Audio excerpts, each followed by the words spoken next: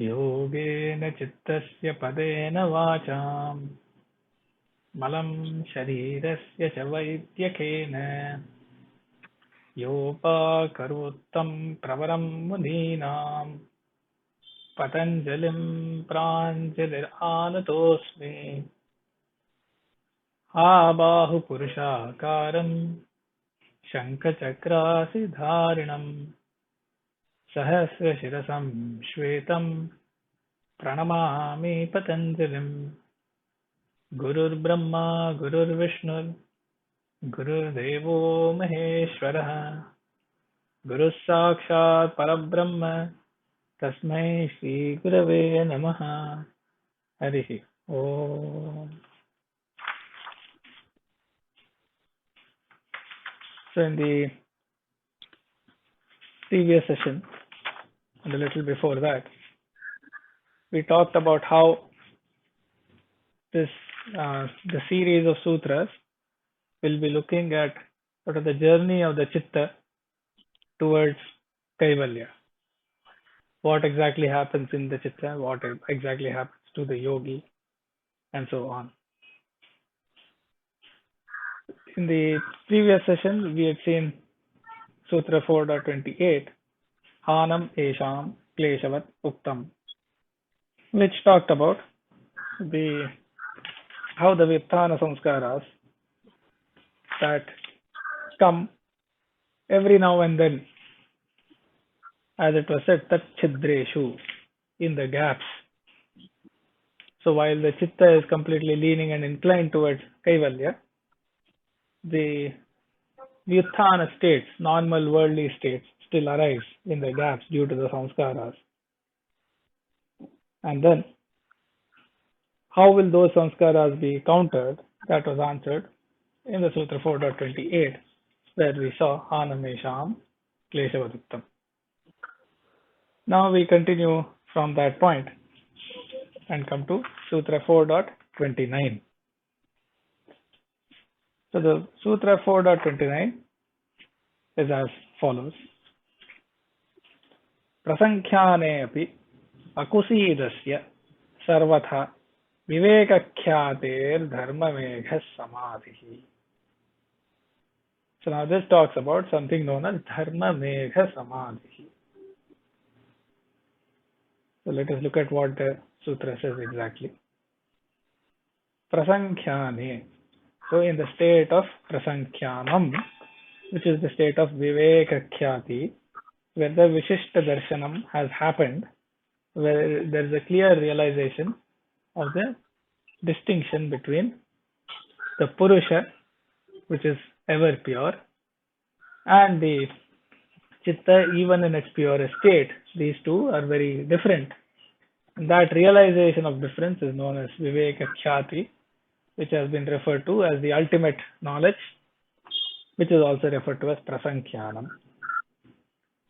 Now, prasaṅkhyāne api, even with respect to that state, akusīdasya. So what is akusīdasya? It refers to the complete lack of any attachment towards it.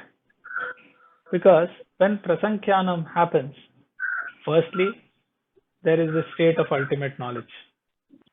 Secondly, as we have seen in the previous chapter and again mentioned again, in that state there are these siddhis that arise. And what are these siddhis? So we had seen sarvabhavādhiṣṭhātritvam sarvajñātritvam cha. So sarvajñātritvam means the ability to know everything. Sarvabhavādhiṣṭhātritvam means superintendence over all aspects, each and every thing in creation. But when the yogi comes to a state where all these siddhis and the state of knowledge of prasaṅkhyānam doesn't hold any particular appeal anymore. So there is a slight aspect of going beyond it, transcending it, as it is described elsewhere. सर्वभावाधिष्ठातृत्वात् तत्र सर्वभावाधिष्ठातृत्वादिरूपां सिद्धिं न प्रार्थयते. He is not looking for those siddhis. तस्य योगविघ्नाभावेन सर्वथा निरन्तरं विवेकख्याति उदयात् धर्ममेघनाम्नि सम्प्रज्ञातयोगस्य पराकाष्ठा भवति इत्यर्थः. So, whereas the siddhi of the nature of sarvajñātritvam, sarvabhavadishtatritvam is available, it is no longer sought after by the yogi because it is viewed as something which is more of an obstacle in the path of yoga.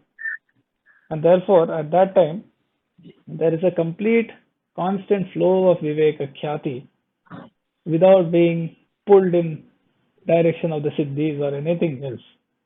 And that is the ultimate state of this samprajñāta yoga or the samprajñāta samadhi, where there is a definite state of the chitta, which is the samprajñāta state. Earlier we have spoken about the difference between samprajñāta and asamprajñāta, so we won't go there.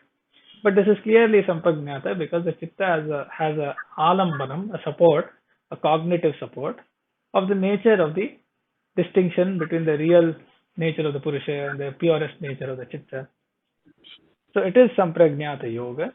Siddhis are definitely the highest siddhis are at hand, but the yogi is not pulled by it anymore. So then what happens is there is no yoga vigna, no obstacle, and therefore the vivekakhyati is nirantaram, without interruption. There is a constant steady flow. So when that kind of a vivekakhyati arises, that is known as dharma megha samadhi, which is the parakashtha, the zenith, the ultimate point of samprajñāta yoga. And that is what the sutra is saying when it says prasaṅkhyāne'pyakusīdasya sarvathā vivekakhyātehe. Sarvatha means in all ways, all forms, in all manners. When the vivekakhyati flows, persists, then from that arises what is referred to as dharma megha samadhi, which means the samadhi where this is now a technical term where the dharma megha, it is the name of the samadhi that is provided, and that alone flows, and it is uninterrupted by even any appeal towards the great siddhis that are available. So that is the meaning of the sutra. There is a short bhashya by Vyasa which essentially elaborates on the sutra, completing the sentence. So Vyasa says, Yada ayam brahmanaha prasaṅkhyāne api akuṣīdaha tatopi na kinchit prārthayate. So when this brahmana, which means when this yogi, he is not undisturbed, not pulled, doesn't have any appeal to the other things available as part of prasaṅkhyānam. From that, he desires nothing. Na kinchit prārthayate. Tatrapi viraktasya sarvathā vivekakhyati eva bhavati. So, since he is unattached completely, viraktaha, then only vivekakhyati happens. There is nothing else, no siddhi, no pulling towards the siddhi, no desire towards the siddhi.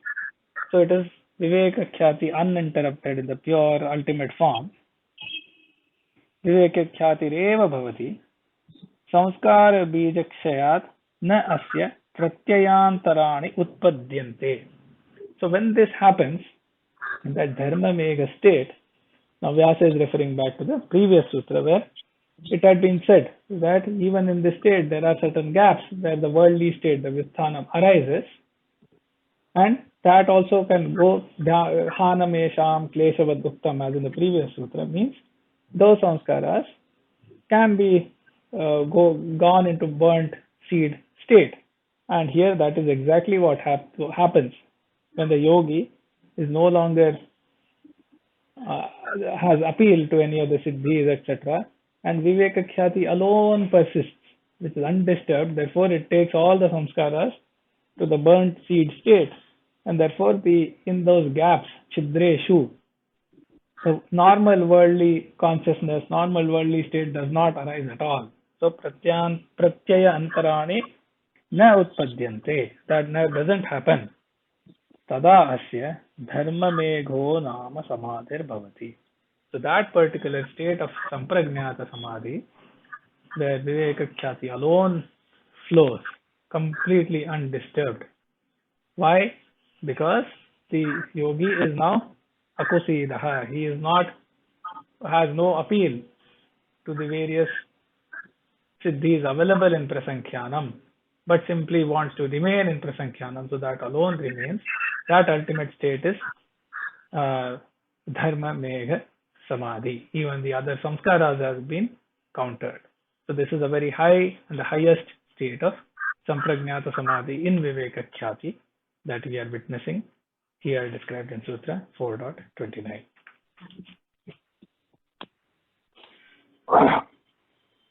So, Dharmamegha Samadhi is being described here. Now, therein, prasaṅkhyānam is supreme level of vivekakhyāti, intelligence, intellectual evolvement to acme. The acme point of viveka, acme point of intellectual evolvement. So that is to be understood by the word prasaṅkhyānam. So prasaṅkhyāne'pyakusīdasya, akusīda means supreme level of vairagya. So they both vivekakhyāti, vivekajnana, vivekam and vairagya both reach the acme point.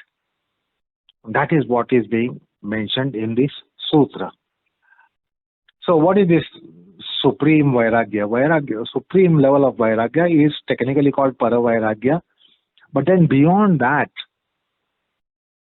there is another level of vairagya which should be understood here, that yogi doesn't have even slightest kind of attachment to supreme siddhi, which you just now heard is of the nature of sarvajñātritvam, sarvāvaraṇamalāpetasya, which was discussed on an earlier occasion in the 49th sutra of this chapter. Vibhuti-pada 49th. So that was a supreme siddhi, and we just now heard what is sarvajñātritvam and sarvāvaraṇamalāpetasya. It is superintendency over all manifestations of Prakriti. We are completely under his command. And sarvajñātritvam is all knowership. Nothing remains to be known. That is the level of sarvajñātritvam. So that is one of the supreme siddhis. Now that it doesn't allure yogi because of this highest level of prasaṅkhyāna, the supreme level of vivekakhyāti, and then akusīda, that is vairagya. That is thirstlessness for even the supreme siddhi, which we just now heard. And then what happens? There is sarvathā vivekakhyāti. There is a torrential, constant downpour of vivekakhyāti. It's not just lightning kind of thing, but there is downpour, and that's why very significant predication here, dharmamegha samadhi. Megha means clouds, the cloud. So, like we know what is cloud burst, a form of rain. So that is most torrential form of rains called cloud burst. So here there is this cloud of supreme dharma, virtuosity, dharma megha.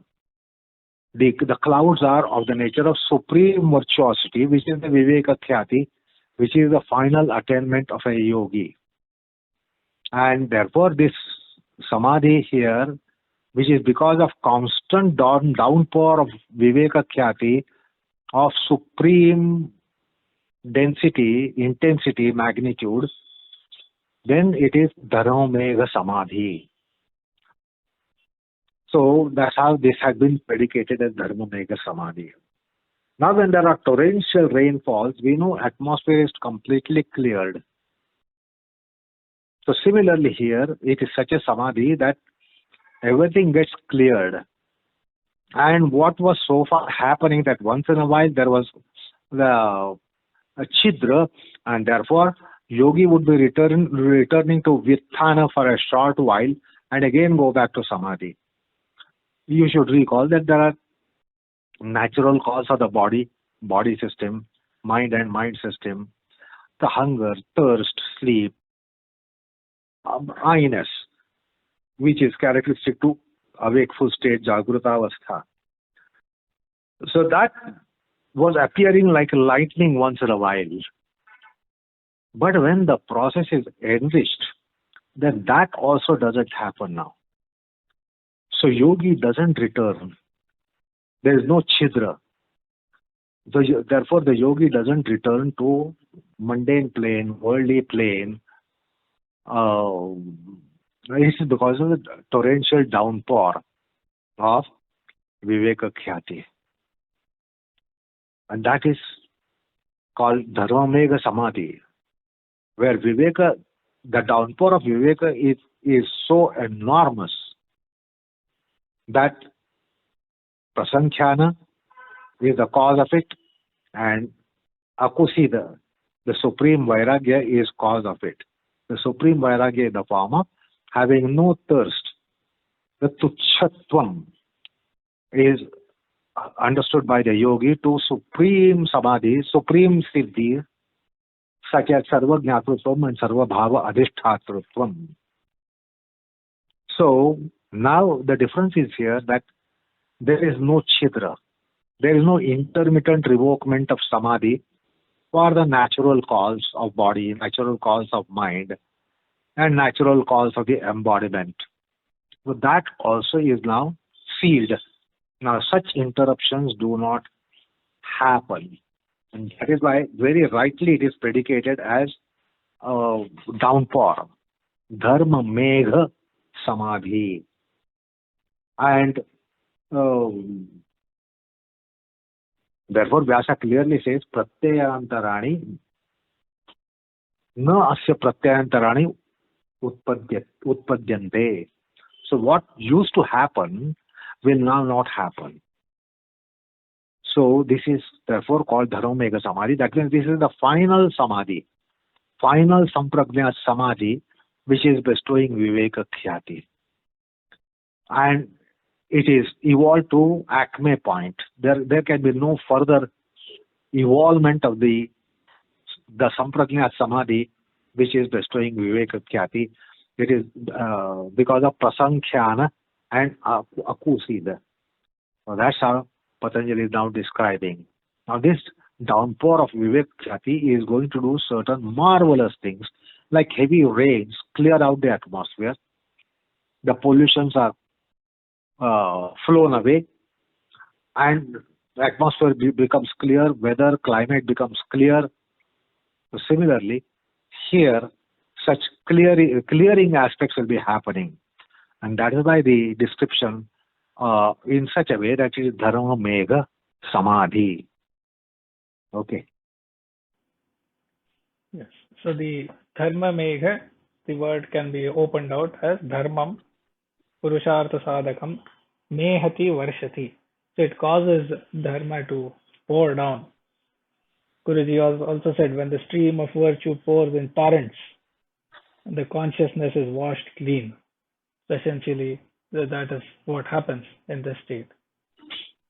The other cross references in the very first chapter, the second sutra, Yoga Chitta Vritti Nirodha, there also Vyasa has referred to this. He has, in his commentary, it says, he has said, Tadeva Rajolesha Malopetam Swarupa Pratishtham Sattva Purusha Anyata Khyati Matram Dharma Megha Dhyanopagam Bhavati. So, when in the first chapter, second sutra, we heard this, we didn't have enough background to understand it. But there he had said that the mala of Rajoguna and definitely tamoguna has completely gone away. There is a swarupa pratishtha, sattva purusha annata khyati matram. There is only this knowledge of the difference between sattva and purusha there. Dharmameghaḥ dhyanopagam. So the same term is also used. Okay. Tat param prasaṅkhyānaṃ iti āchakṣate dhyāyinaḥ. So that is where in the dhyanam one experiences this param prasaṅkhyānaṃ. So what was mentioned in the very first chapter, second sutra, now we have, after learning so much of the background, we have come full circle to understand it here in the fourth chapter. Okay. Now we move on to the next sutra, 4.30, where it says, tataḥ kleśakarmanivṛttiḥ. Now what happens due to that? Due to this dharmamegha samadhi, what happens after that? It is kleśakarmanivṛttiḥ. So the klesha and the karma, one is freed from it completely. So that is kleśakarmanivṛttiḥ. So that is the meaning of the sutra as well. That is the end of these kleshas, afflictions, right? And all the karmas and the karma shaya, which we have seen, leading to samskara, vasana, all the phala in terms of birth, jati, ayu, bhoga, birth, lifespan, experiences, all of that is completely removed. So Vyasa says, tallabhat avidyadayah kleśāः samūlakāśam kaṣitā bhavanti. So the kleshas, and we had seen avidya, asmita, raga, dvesha, abhinivesha. So avidyadayah, all the kleshas, avidya, etc.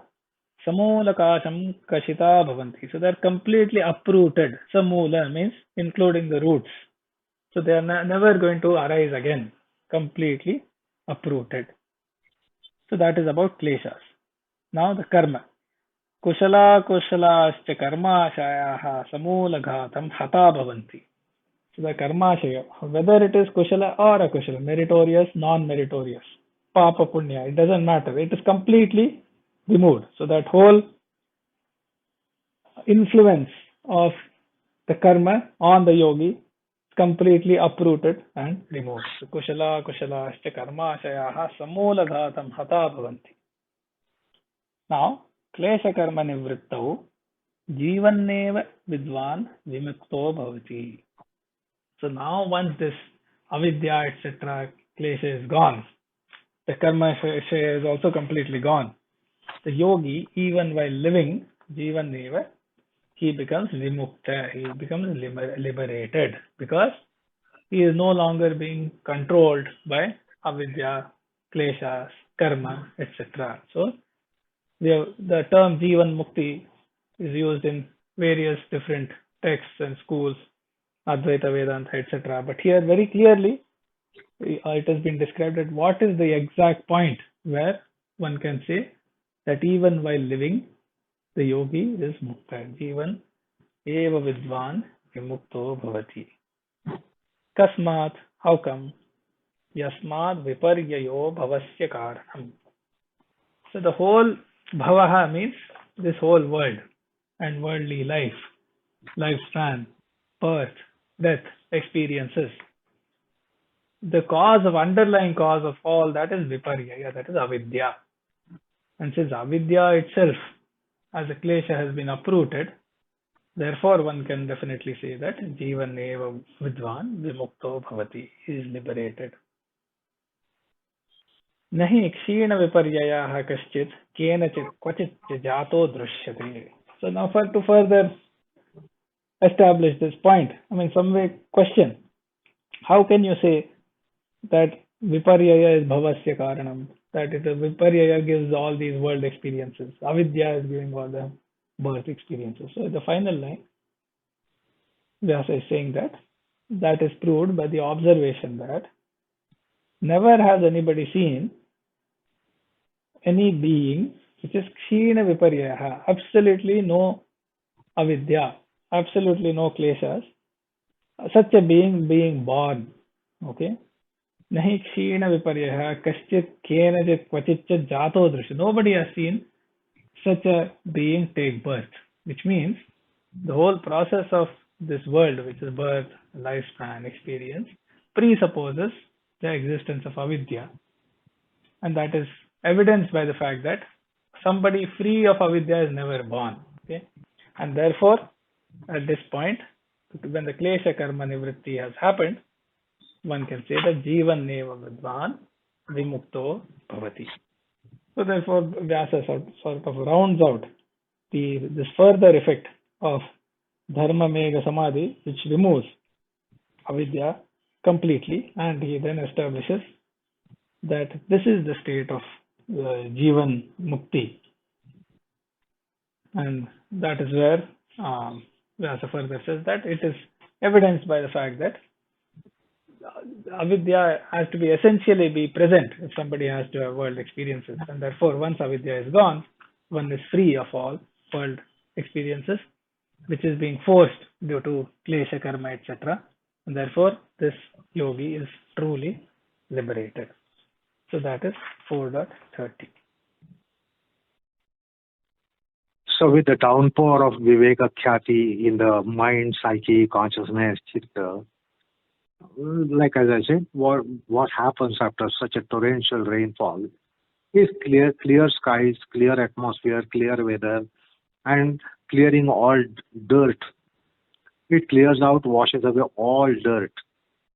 So similarly here, this is dharma megha samadhi downpour within the psyche, consciousness and chitta. Inside the chitta, over the chitta, there is downpour of vivekakhyāti, which is supreme dharma, supreme virtuosity. So the downpour of dharma, virtuosity, washes out. What does it wash out? Klesha karma. These are the dirts or foul matters in our psyche and consciousness, in our chitta. They are klesha and karma. Now these have been there from time without beginning, and for once, and for the first time and for once, dharma megha samadhi washes them out completely. So that is the klesha coming to an end. Kleshas are avidyadaya.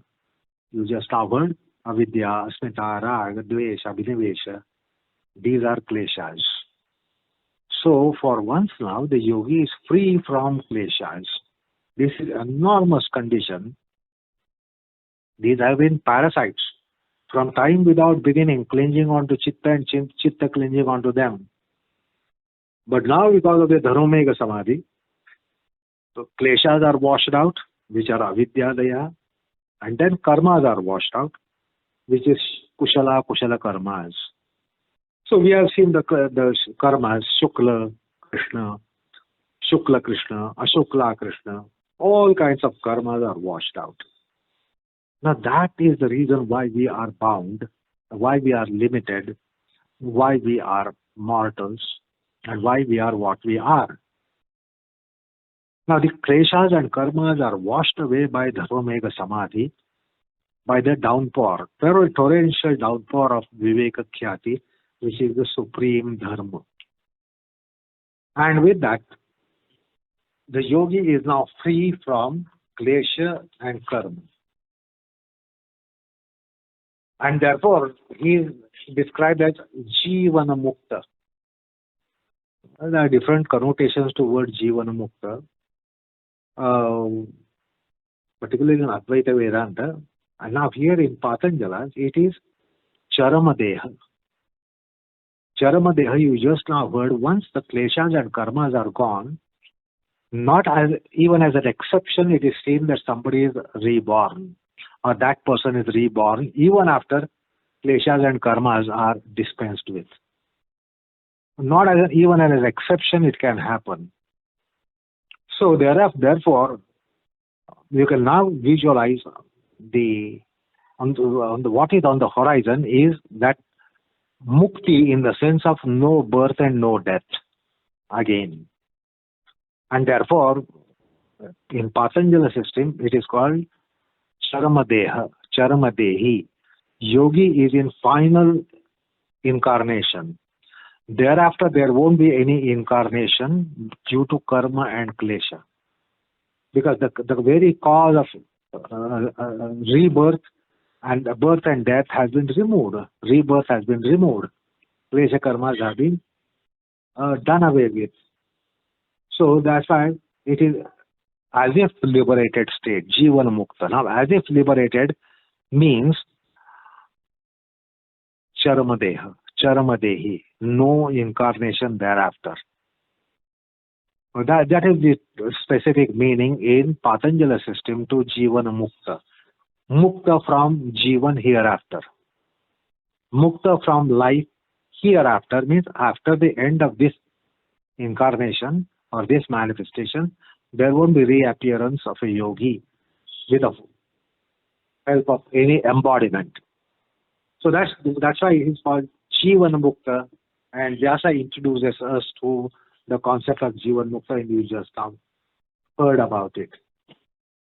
So the point is, with the torrential rain of Dharmamegha Samadhi, the kleshas and karmas are washed out forever, for all times. And therefore, tataḥ, kleśakarmanivṛttiḥ kind of condition comes up that signals that the yogi is about to, without exception, going to get liberated. The kaivalya, nirvana, the mukti is now absolute certainty. Because the factors which create bondage and shackles are removed. They are klesha and karma. So that's how the journey towards the kaivalya is now coming to a point that the kaivalya is just around the corner because of kleśakarmanivṛttiḥ. Okay.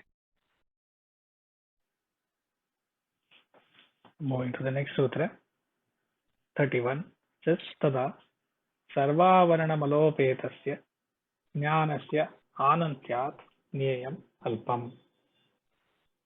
So, at this point, at this time, the yogi is in a state where sarvāvaraṇamalāpetasya. So, all the impurities that were covering knowledge, limiting the ability to know, since those impurities, those coverings, the veil, V-E-I-L, that has been removed, that has gone away, there is an infinitude of knowledge, jñānasyānantyājjñeyamalpam, limitlessness, and jñānasyānantyājjñeyamalpam. So that what is to be known becomes minute, tiny, infinitesimal. So this is the state of the knowledge at this point. So tadā sarvāvaraṇamalāpetasya jñānasyānantyājjñeyamalpam. Now again Vyasa elaborates. Sarvaihi kleśakarma avaranaihi vimuktasya jñānasya ānantyam bhavati. So what is the nature of jnanam, knowledge here? It has been freed of all the impurities that were covering it. Impurities of the form of klesha and karma. So sarvaihi klesha karma varanaihi vimuktaha, freed from that, jnānasya ānantyam bhavati. Jnanam, knowledge, becomes infinite, limitless. Avarakena tamasa abhibhutam avrita jnana sattvam क्वचिदेव रजसा pravartitam udghatitam grahana samartham bhavati. Now on the other hand, right, in the normal state, when avarakena tamasa abhibhutam avrita jnana sattvam. So this buddhi sattvam normally is the avarakena tamasa abhibhutam. So it is suppressed. It is covered by the coverings, the veil of the nature of tamoguna, of tamas. So if the buddhi sattva is in that state, which is covered so much, then what happens? Kvachideva rajasa. Only once in a while, due to the activity of the Rajoguna, pravartitam udghatitam grahana samartham bhavati. So this jnanam, buddhisattvam, is completely covered. Only once in a while, by the activity of the Rajoguna, that covering becomes slightly open, and then the buddhisattvam becomes capable of grasping, of knowing. That is known as grahana samartham. So only once in a while, through the activity of the Rajoguna in this buddhisattvam, so the buddhisattvam essentially is sattvic, covered by tamas. Once in a while, due to the activity of the rajas, it becomes possible for it to act in the form of knowing, grasping, taking in. So that is our normal state. Tatra yada. Now, for this thing which is our normal worldly state, on the other hand, yada, when sarvaihi avaranamalayhi apagatam amalam bhavati.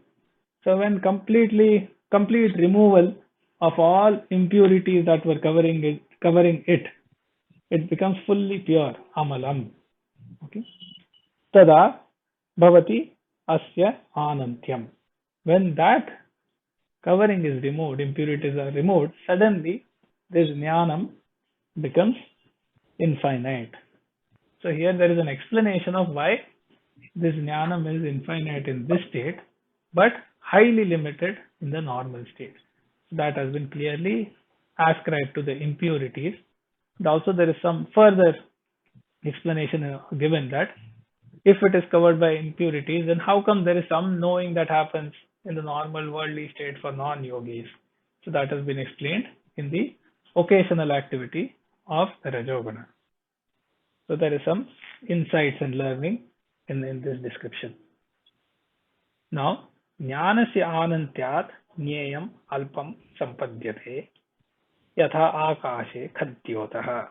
Now, because this jnanam is infinite, the jneyam, the to be known, that becomes very minute.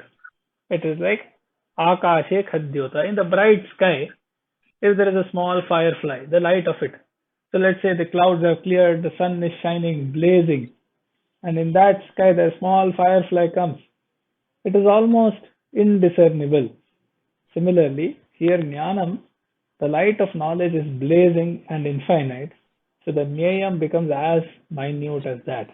So the to be known becomes smaller and smaller to pretty much vanish because of the infinitude of jnanam. Yatra idamuktam. Now, Vyasa is quoting. Andho manim avidhyat. Tam anangulhi avayat.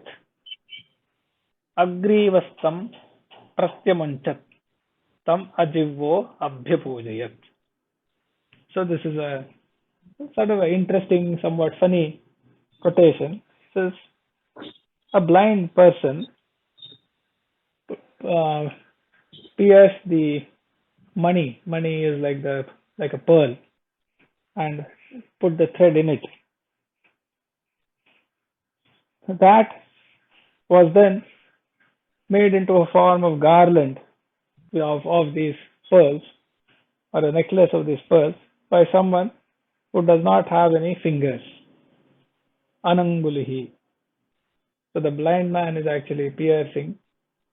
One without any fingers is making the garland. Agrivastam pratyamunchat. So one who does not have a head, one who does not have the neck, that person wore the necklace. So when you don't have a neck, how it is saying one without a neck is wearing the necklace. And ajivvo abhyapujayat. One without a tongue is praising that necklace that is being worn. So all of this is essentially saying, how can that be? That doesn't make sense. It is ridiculous. So what is the relevance of that here? It is said that elsewhere, yatha andhadinam manivedhadikam asambhavam api viparyayena andho manim avidyat iti vyavariyate.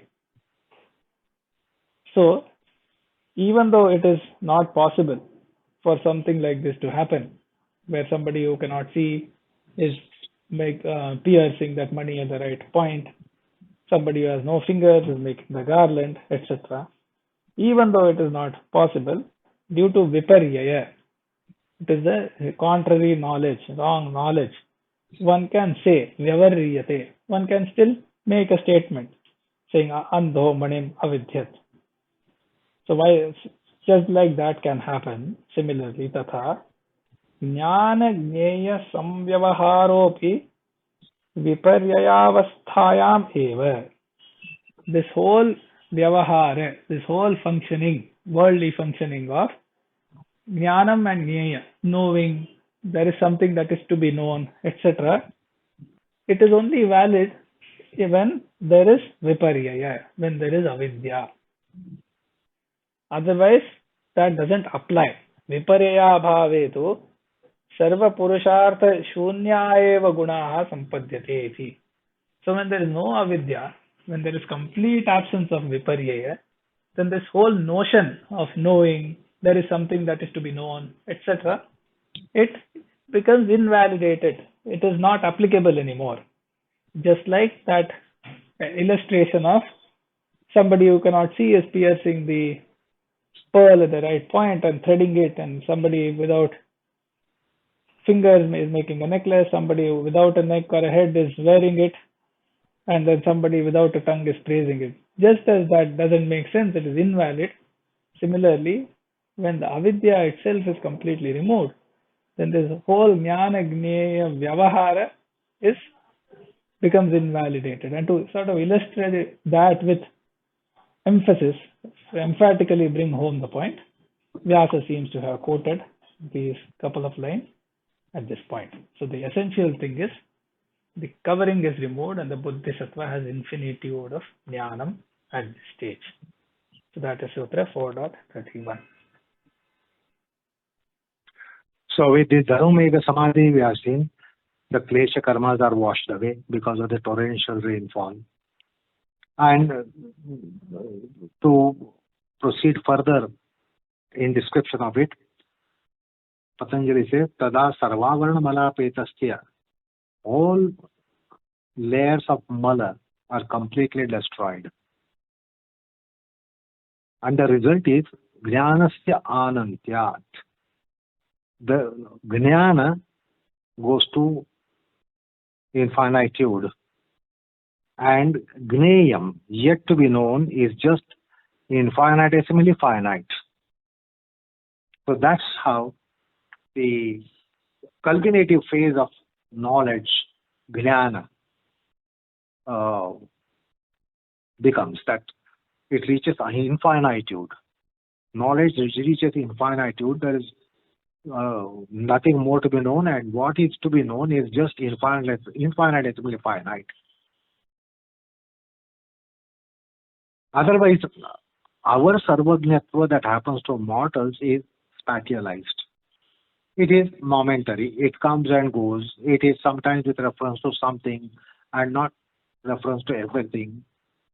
But here for a yogi, it is for entire realm of knowledge that it happens. It circumscribes that. And that's why it is called jñānasya ānantyam.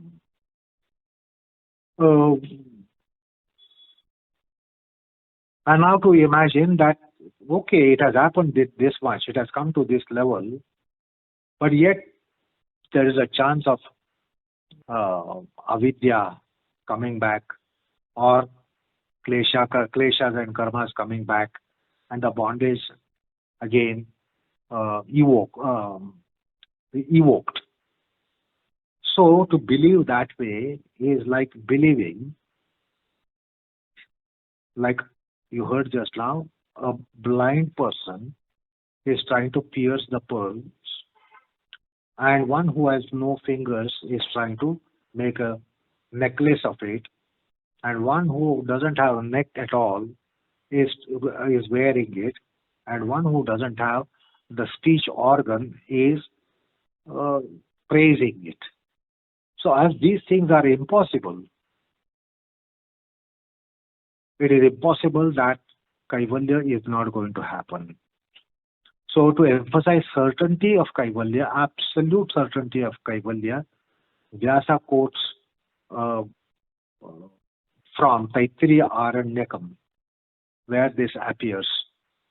So if you believe that this can happen, that the blind person can be piercing pearls and then fingerless person is trying to make a garland or necklace out of it, and then one who has no neck at all is wearing, and then one who has no speech organ, no tongue at all is trying to yogalize or praise. If these are impossible things and not even as an exception they can happen, so as an exception it cannot happen. Kaivalya is absolute certainty. There is no chance, slightest chance of fall from not reaching Kaivalya. That will never happen because avidya has been destroyed, kleshas have been destroyed, karmas have been destroyed. There is not remotest chance of Kaivalya not happening or spiritual samam bonam not happening. So to mention the certainty, he brings a beautiful quotation from Taittiriya Aranyakam. So that gives a reassurance that the Kaivalya is now absolute certainty. Okay. Now we move to the next sutra, 4.32. This tataḥ kṛtārthānāṃ pariṇāmakramasamāptirguṇ gunānaṃ. So at this stage, the gunas that are kṛtārtha means they have achieved their purpose. So gunas, which is the sattva, the tamo gunas, which are the very constituents of prakriti, the drishya, they have achieved their purpose, so they are kṛtārtha. So when that happens, there is a pariṇāmakramasamāptirguṇ. They have the parinama, as we have seen, is changes, transformations, evolution, and so on. That whole sequence now comes to an end because the purpose has been achieved. So tataḥ kṛtārthānāṃ. Kṛtārthānāṃ is a qualifying word for gunānaṃ. Kṛtārthānāṃ gunānaṃ pariṇāmakramasamāptirguṇ. So their transformations, changes, evolution with respect to this yogi or the Purusha is now complete. So there are no more transformations. So that is again Vyasa very closely, Patanjali and Vyasa describing what is happening as one approaches Kaivalya. And we are seeing each and every step. So Vyasa says, Tasya dharmameghasya udayat kṛtārthānāṃ gunānaṃ pariṇāmakramaḥ parisamāpyate. So when the dharma megha arises, then the gunas, they are kṛtārtha, they have achieved their purpose. So the pariṇāmakrama, their transformation, parisamāpyate, comes to an end. Nahi krita bhogapavargaha parisamāptakramaha kshanamapi avasthatam utsahante. So these gunas are of what kind now? They are krita bhogapavargaha. They have already done, achieved their purpose, which is of the form bhoga and apavarga, which again we had seen in a earlier sutra, bhogapavargartham drishyam. So the drishya was for the purpose of bhoga and apavarga, and now that is complete. So parisamāptakramaha, their sequence of transformations is fully complete, parisamāptaha. Then what happens? Kshanamapi avasthatum na utsahante. They are not willing, they are not keen to remain even for a moment anymore. So that is what is kshanamapi, not even for a moment. Avasthatum, to be in the state. Na utsahante, they are not keen, they are not eager. That very tendency does not exist in the gunas anymore. So that brings us to a point where the gunas themselves, as we often say, they will dissolve into prakriti or go back to their old state of prakriti, so that everything that is made up of gunas with respect to the purusha, which is the indriya, the chitta, etc., their job is done, so to speak. So now it's time for them to go. So that is what this sutra is saying here. Tataḥ kṛtārthānāṃ pariṇāmakramasamāptirguṇ gunānaṃ. This is sutra 4.32. So when the purpose is served, kṛtārthānāṃ, because bhoga, apavarga, two purusharthas are accomplished. And with the prasaṅkhyāna and akusīda, where the supreme level is reached, with that dharmaiga samadhi, kleshas and karmas are destroyed, are taken to burnt stage, and therefore pariṇāmakramasamāptirguṇ gunānaṃ. Now the gunas do not have momentum to continue to work. Otherwise the gunas have been working from time without beginning, throughout our existence, and they will work throughout our existence. But with such an eventuality, such as dharmamegha samadhi, now the gunas lose the momentum to be still functioning. So the guna parinamas will come to an end. The guna parinamas will stop. Otherwise, gunas are in constant modification, modulation, function. Incessantly they work. Now that will come to an end. So therefore, kṛtārthānāṃ guna pariṇāmakramasamāptirguṇ. So there will be no further guna parināma happening. It is because the purpose is accomplished. That is the condition of kṛtārtham, kṛtārthātā. The kṛtārthātā is with respect to bhoga, apavarga, both. Now nothing needs to be attained. When nothing needs to be attained, the gunas lose any function, any purpose, and therefore they stop functioning. And that is why the sutra tells us specifically guna pariṇāmakramasamāptirguṇ. So that's an unusual condition that appears after kleśakarmas are washed out because of dharmamegha samadhi. This is another function of dharmamegha samadhi, that it will put an end to guna parināma krama. They won't function hereafter. Okay. Okay. So we'll stop at this point, and the next sutra will talk about a question about what is this pariṇāmakrama here. So that will be discussed in the next sutra, which has a relatively longer bhashya, so we'll take that up in the next session. So with this, having covered Sutra 4.32, let us stop for today, recite the slokas on Guruji, and end the session.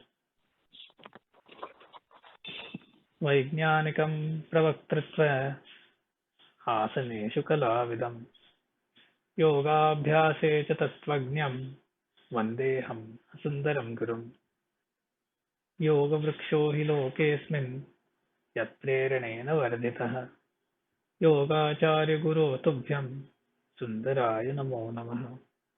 Thank you. Namaskar all of you.